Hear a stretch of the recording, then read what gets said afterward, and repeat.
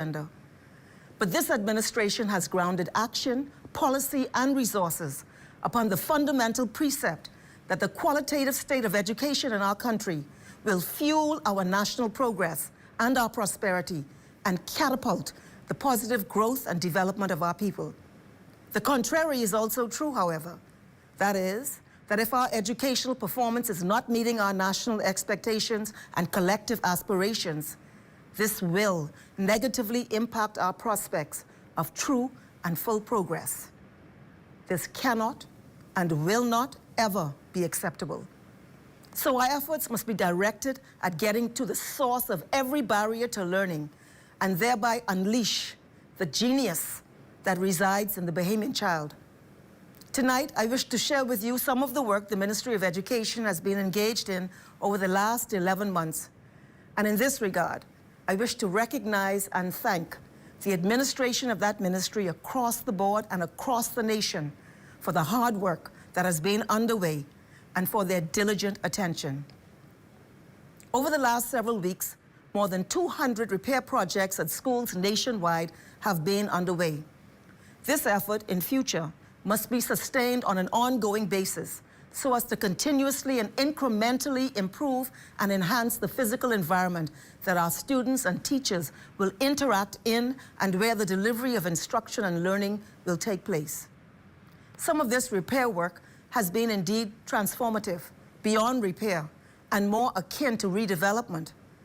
I must say that to witness the extraordinary skill, effort, and commitment of the Bahamian contractors nationwide, all of whom understood that an emerging generation will occupy those many classrooms and campuses, has been heartwarming and an impressive demonstration of the incredible work ethic and pursuit of excellence, which is truly at the core of our national identity.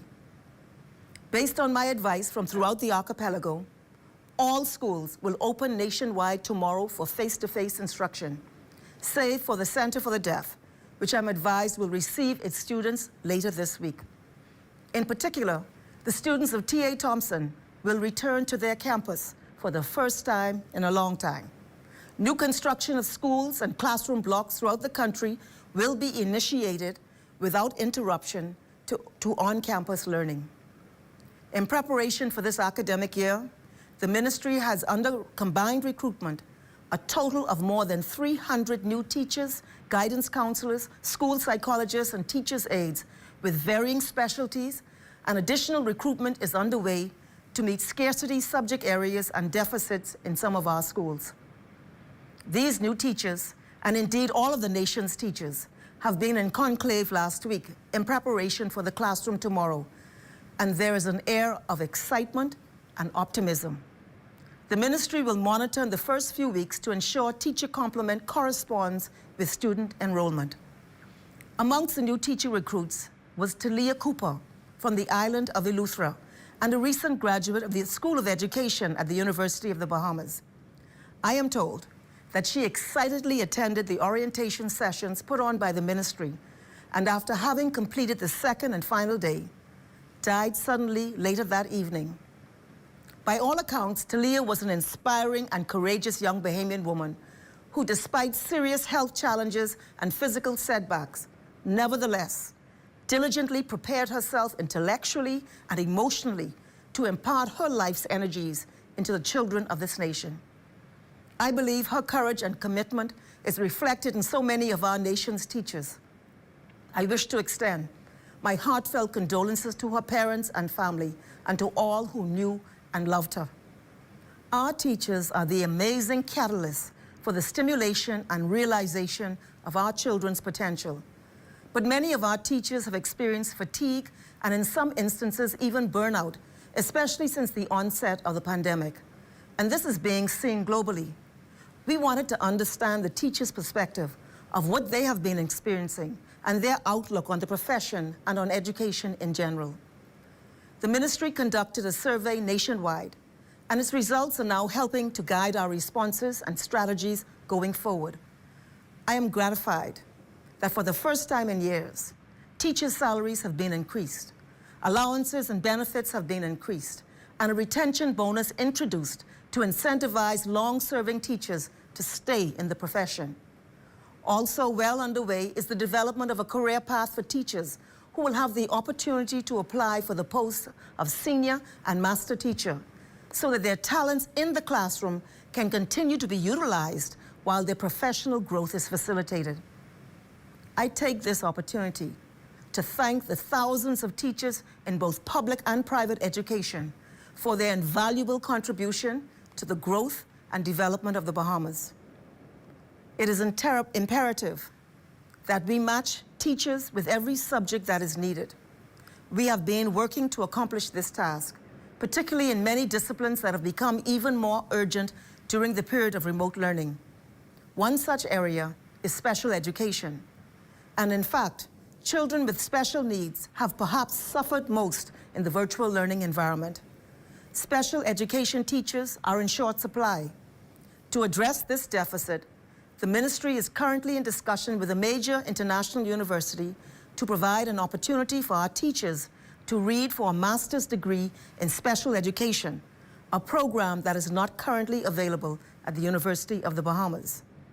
This will assist the ministry to meet the requirements of our special needs students so that they too will realize their full potential in accordance with our national credo that every child counts. In relation to deficits created by the pandemic, we now have underway a process for the selection of a technological firm to allow us to measure learning loss at every level of our student population and to design accelerated learning programs to allow our students to catch up.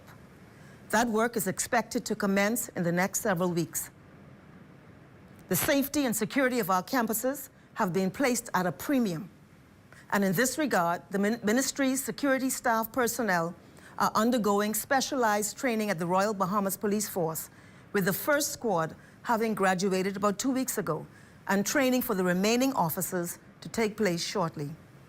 Additionally, several officers of the Royal Bahamas Police Force have been assigned by the Commissioner of Police to junior and senior high schools throughout the country.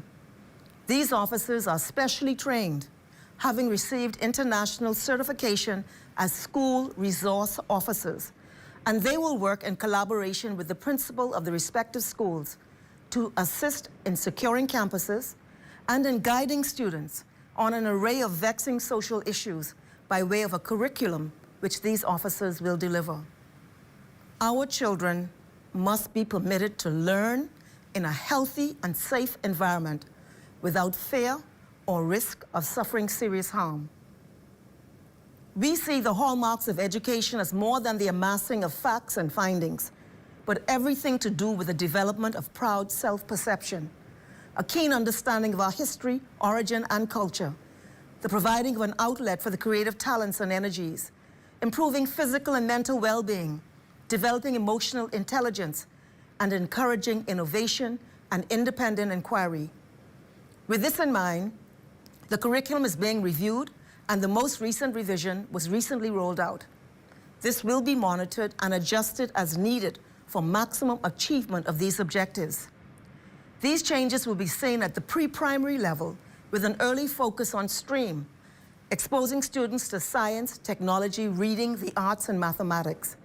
At the primary level, an urgent and intense focus on literacy, and for students in grades 4 to 6, an introduction to coding. And just this summer, scores of public primary school teachers attended training workshops in the teaching of coding. High school students will be introduced to robotics and encouraged for scientific inquiry. There will be greater integration of technical and vocational training and certification and apprenticeship at the high school level, and that groundwork is now underway. Our students will learn about climate change and the peculiar vulnerability of our own nation, and to investigate strategies for our survival. And the ministry has commissioned the development of a new Bahamian history textbook aimed for completion by the 50th anniversary of our national independence, to encourage and cause for our young people to engender a strong sense of self and national identity.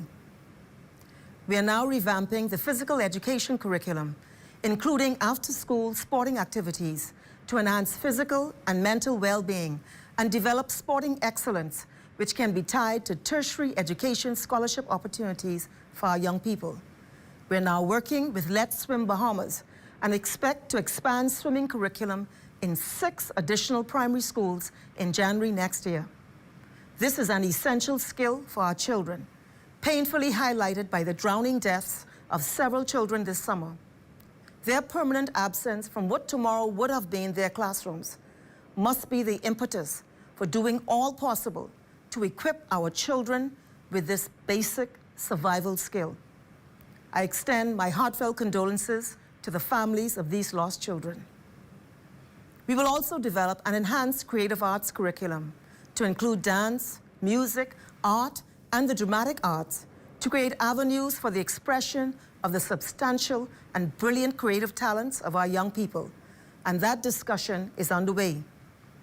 The pandemic has been a harsh time for many of our children, and a multi-ministerial committee, including Public Health, Education, and the Department of Social Services, is studying and exploring any possible mental health impacts and appropriate responses, and I await their final report. The LMS, whilst being undoubtedly an invaluable tool, has been the subject of much commentary and controversy, some of which has been verified by a recent survey undertaken by the Department of Statistics at the instance of the Ministry of Education. In response to this, the ministry has brought in specialized IT support, which it will seek to retain on an ongoing basis so as to avoid or minimize future disruptions. The results of the national examinations were recently released, and it is intended that a review and an analysis will be undertaken of these and all future national testing and examinations by the Research, Planning and Policy Division to garner the appropriate insights and to help guide policy going forward and implement the appropriate interventions. An intervention tool that is now being revisited is the Bahamas Learning Channel, whose relaunch is now under active discussion. The focus will be on content to provide reinforcement to students from pre-primary to 12th grade, providing academic support in the after-school timeframe. A national commission has been appointed, and work is now underway to review the components of the high school diploma and how those components interact in measuring true student attainment. We anxiously await those findings and recommendations, which we hope will allow for the transparent reform of the diploma regime. In education, we have a very ambitious agenda, and our efforts are accelerated because the stakes are high. I have coined this year as the year of the beginning of the turnaround in education and a period of powerful human development of our young people. This cannot and will not be achieved by teachers and politicians and the public servants alone. We need more and more and more of our parents to participate as full stakeholders in the educational outcomes of their children. This does not mean you have to be a math professor or a language arts expert, but it does mean in requiring levels of accountability from your children with even the basic matters of punctuality and attendance, in establishing and sustaining a rapport with teachers, and in supporting your child's progress. The guidance counselor, the Department of Social Services, the lunch program, the Ministry of Education itself are there to assist you where needed. We are in this together. We have engaged a cadre of attendance officers who will operate from urban renewal centers to assure student attendance to school on a daily basis. I encourage corporate Bahamas, the church, and other components of civil society to support the schools and students in your community. This is not simply a charitable act. It is an absolute necessity for the strong and healthy building of our social and economic life. It takes a village. I am quite clear of the fact that we are a great nation, and our children are our greatest asset, and the hope for an incredible future. I thank Prime Minister Davis, who understands the urgency of the moment, and my cabinet colleagues, the Ministers of Social Services and Urban Development, Works, Health and Wellness, National Security, and Public Service for their continued collaboration and support. Finally, I thank you, the Bahamian people, for your encouragement and support of all of the work that we are undertaking. May God forever make his face to shine upon the beautiful children of this nation. I thank you and good evening. The proceeding was a back-to-school national address by the Honorable Glenys Hannah Martin, a production of the communication section of the Ministry of Education and Technical and Vocational Training.